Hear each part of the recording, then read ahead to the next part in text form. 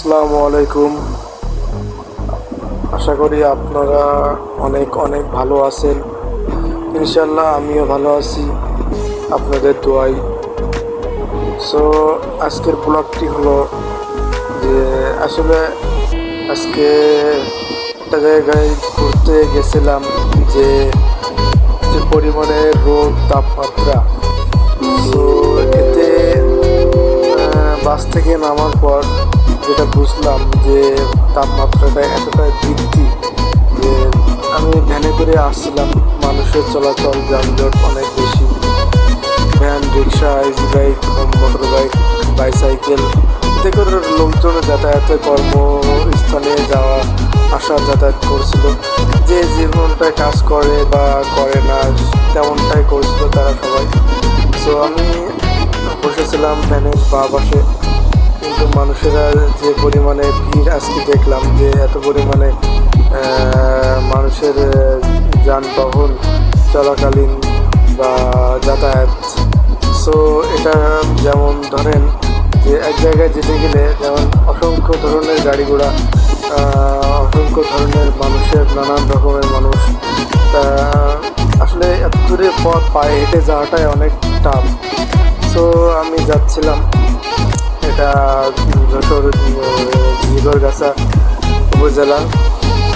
So এর জিগরগাছার একটু ভিতরের দিকে যাইতে যে রোডটা পড়ে, এটা এই রোড হয়ে যাওয়া যাবে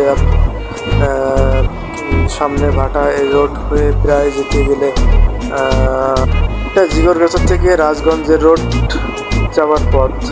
আসলে রাজগঞ্জের রোডটা ওদিক থেকে গেলে সুবিধা, আবার এদিক থেকে গেলেও সুবিধা, দুদিক থেকে যাওয়া যায়। যেমন এটা সরসকাঠি হয়ে তারপরে মুড়োগাছা, ওদিকে খেদাপাড়া হয়ে রাজগঞ্জের রোড হয়ে যেটা যাওয়া যায়। আসলে ওখানে অনেক ভালো, মানে আমি এর আগেও গেছি। সো আমরা বন্ধু সার্কেল মিলে রাজগঞ্জের রোডে গেছিলাম, যে অনেক মজা আড্ডা করছি, কারণ অনেকটা চারিপাশে পানি আর মাঝখান দিয়ে সেতু। আসলে দেখতেও অনেক চমৎকার লাগছিল।